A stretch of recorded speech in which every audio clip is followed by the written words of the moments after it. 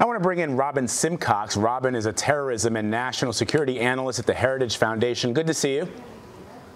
Great to be with you. So Paris and London have seen a string of attacks in recent months. Do these countries have a security problem?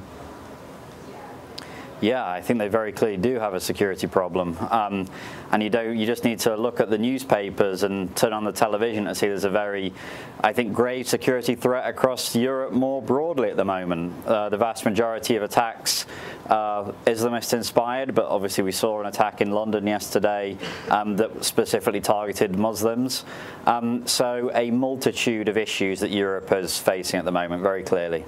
How difficult, though, Robin, is it to combat something like this? I mean, part of the ideology of ISIS is, in fact, to not only encourage people living in the West to attack Western targets, Western civilians, but it's also, as part of their propaganda, what they're trying to do is to get us, in other words, people who live in the West, people who are perhaps not Muslims, to also lash out and attack Muslims, which thereby sort of feeds their ideology or their way of thinking that it's a clash of civilizations, if you will. Those are their words, not mine.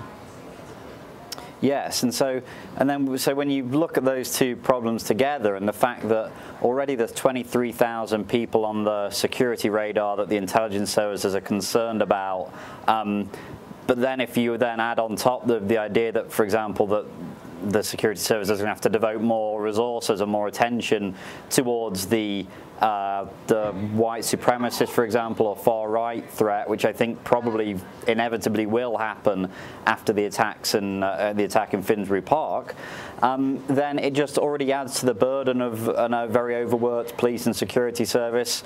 Obviously, they need to do all they can to try and maintain security in the UK. At the moment, the amount of attacks that are getting through are very, very concerning, clearly, and it doesn't appear as if there's an easy answer for any of this. Robin, one of the challenges as well is the inability thus far of authorities to prevent these attacks from happening. Of course, the terrorists, those of us in the West and law enforcement have to be right every single time, every single day. They only need to get lucky. They only need to have one opportunity to do some real damage here.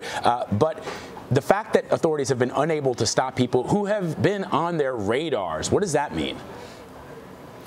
Well, Vlad, this is a major part of the problem, in that the security services, it seems, are actually pretty decent at knowing who the potential attackers are. So let's take the Islamist threat. The UK government and the French government as well, they often have these people on the radar, but where it's almost impossible to predict is which of those are going to be which of those suspects are the people that actually go operational and carry out the attacks. And so it's something like the Westminster attack, Westminster Bridge, back in March, as well as the Manchester bomber a couple of months later. These are people that are on the radar of the security services, but they just haven't assessed them to be the people that are most likely to carry out the attack.